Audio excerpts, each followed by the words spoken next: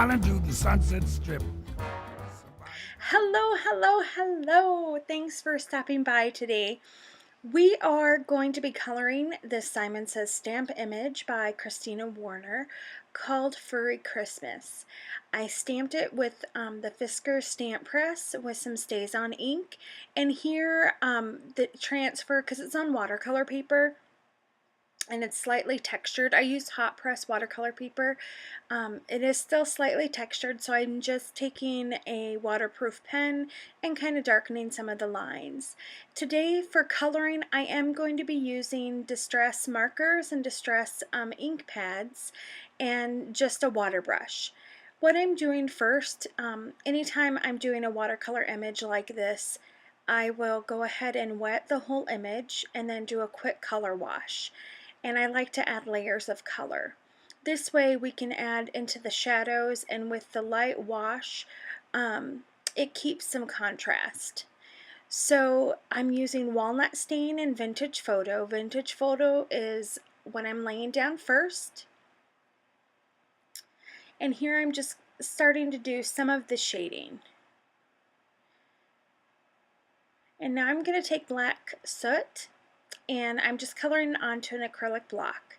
Again, I'm wetting the second dog, and he's going to be, like a dark black gray color. And I'm doing just a quick wash. With dye inks, it's easier to lay down light color and then keep adding to it than trying to take away color. Because with dye inks, the pigments are synthetic. So it's a little bit harder to lift up from paper than using regular watercolors.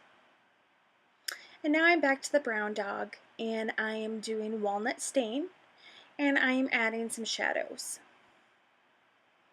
And then what I'm doing is, once I'm adding the shadows, I'm wiping my brush off, and it's slightly damp, and all I'm doing is pulling that color out to kind of blend it. It's been forever since I made a video, and I'm super excited to start doing this again. Now I'm back to the black dog, and I'm just trying to do some spots and just adding different shading to him, and then just slightly blending it out after I've wiped off my brush. I think these dogs and this kitty is just so cute.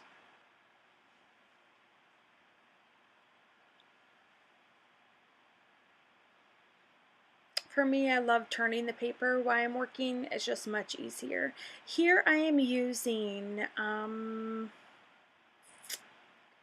Door, and I'm also going to be using Fire Brick. And if you notice, I'm kind of skipping around the image. I'm trying to wait for some of it to dry so that there's not some bleeding. Normally I'm too impatient for things to dry, and I don't want to use my heat gun, so I kind of skip around, and it helps that there isn't a lot of bleeding in between the images. I'm using Walnut Stain and Black Soot just to kind of darken up the antlers a little bit. I want there to be enough of a difference since I was using the same colors for the dog and for the antlers. Here I'm using, I forgot which colors. I'll go ahead and list them down below. It's either Wild Honey. That's Wild Honey that I'm using. And I'm kind of making him into a calico kitty. I had a cat like this growing up. He was an outdoor cat, and of course I named him Garfield. And this is Spiced Marmalade, which is one of my favorite kind of warm orange yellow colors. And so I'm just adding, shading again with this darker color just to kind of brighten him up a little bit. So I colored him like my Garfield kitty that I had growing up. Here I'm using Jenny Bolin's Spice Tin. It's a great navy color. I know that they're not making it anymore, so any navy color will work. And I'm just coloring it in slightly non-traditional Christmas colors. I'm just really loving navy and kind of using it as a neutral. Again, with larger spaces, I'm laying down just a light layer of water before I add my ink and my color. This way it helps with the blending. And I'm letting the paper of the watercolor paper do most of the work for me. And then here I'm just coloring and adding, darker areas and some shading. Super simple. Now I'm taking warm lipstick and I'm coloring their noses. I'm not really sure if dogs and kitties have actual pink noses, but I'm just going to say artistic license. Now I'm taking some broken china and I am going to be coloring the snow. And then right now all I'm doing is I'm going back and darkening some areas so that there's a little more contrast, so I can have some more of the shadow areas. And then at the end I'm going to be adding just a little bit of Wink of Stella.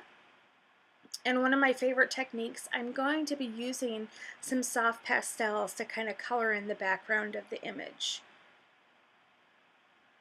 The Wink of Stella pen is by far my favorite new tool. It is super fun. Okay, here I was showing you the soft pastels, and I'm using cadmium yellow. And I'm just taking my flour sack art rag that I have several of them, and I'm just laying down the darkest color around the image and then pulling it out on the rest of the watercolor paper. I find that I don't need to set this. I don't need to use a fixative or hairspray or any type of sealant. It doesn't rub off once, and now I'm just kind of burnishing it in really quickly. And I love using yellow, blue, and like light greens for backgrounds. Here I'm taking the Wink of Stella and I'm coloring the hat, the antlers, and the scarf and the snow. Thanks so much for stopping by. I'm going to have a few more videos coming up soon, and I'm so excited to be back. Many blessings. Bye. Oh, and if you enjoyed this video, please hit the like button and subscribe and share. Have a great day. Bye-bye.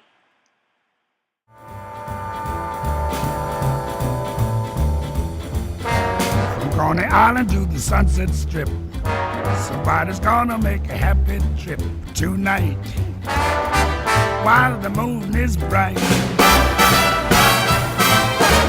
He's gonna have a bag of crazy toys to give the corners of the girls and boys so day.